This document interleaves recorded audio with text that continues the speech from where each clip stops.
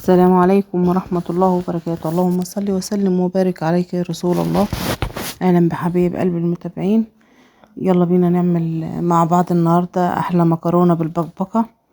المكونات بتاعتنا بصلتين كبار وكيلو فراخ صدور زي ما انتوا شايفين، ومعانا البهارات بتاعتنا عبارة عن بابريكا والسبع بهارات وبهارات لحمة وفلفل اسمر وكزبرة ومعايا طماطم عاملاها عصير، ومعايا بقى ايه الحلة هي نحط فيها معلقتين زيت كبار زي ما انتم شايفين. ونتبل بقى الفراخ بتاعتنا بتاع البصل بتاعنا، نديله تشويحة كده. نتبل البصلة بتاعتنا ايه تتبيلة ايه صغيرة كده بسيطة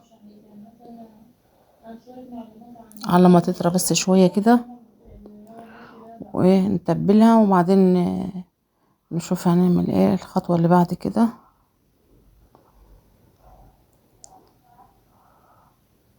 كده البصلة بتاعتنا اتبلت اهيت. نشوف بقى ايه الخطوة بتاعتنا اللي بعد كده. هنعمل هنحط الفراخ بتاعتنا على البصل زي ما انتم شايفين كده.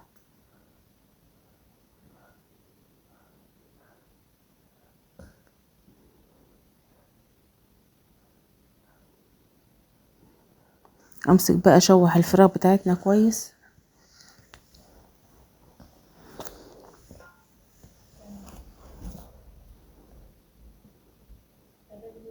اقلب الفراخ كويس كده بالبصلة بتاعتنا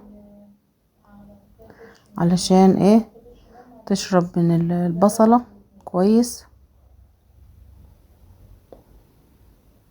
وبعدين بقى ايه نجيب البهارات بتاعتنا زي ما انتم شايفين كده كلها ايه نفضيها على الفراخ بتاعتنا. البهارات اللي قلت لكم بقى عبارة عن بابريكا وبهارات لحمة وفلفل اسمر والسبع بهارات والملح.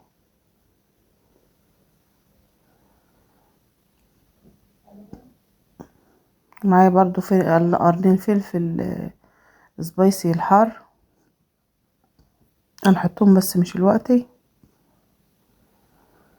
كده البهارات بتاعتنا اللحمة بتاعتها بقى اسيبها تتشوح شوية.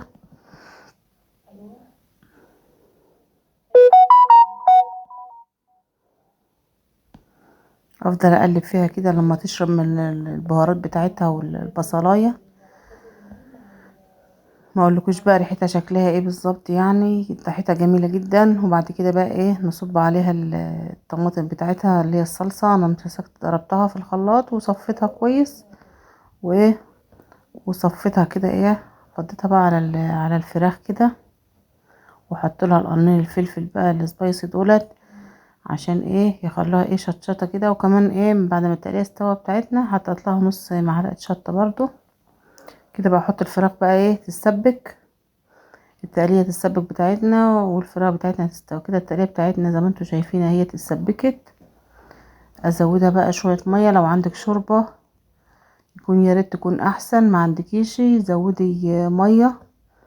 زودت انا ميه واحط لها برضو برغم ان هي معموله يعني فراخ هيات منها يعتبر فيها شوربه. هجيب لها برضو ايه مكعبين مرقه دجاج افضيهم عليها برضو عشان يدوها ايه نكهه احلى. زي ما انتم شايفين اهوت مكعبين مرقه دجاج عشان يدوها طعم برضو. وادوق ادوق الخلطه دي بتاعتنا، ادوقها اشوفها حدقها عامل ايه، عايزه ملح عايزه فلفل اسمر عايزه حاجه محتاجه. انا لقيتها برضو القرنين الفلفل الحراقين وانت تحس ان هم مش كانش حراق، فحطت لها معلقه شطه صغيره كانت سبايسي خالص بس كانت جميله. العيال كلوها يعني ايه بسم الله ما شاء الله، يعني كانت طعمها تحفه. هم عيالي بتحب الحاجه السبايسي بس ايه، بس انا فكرت القرن ما يعملوش حاجه او حطيت معلقه شطه بس كانت حراقه برضو جامد.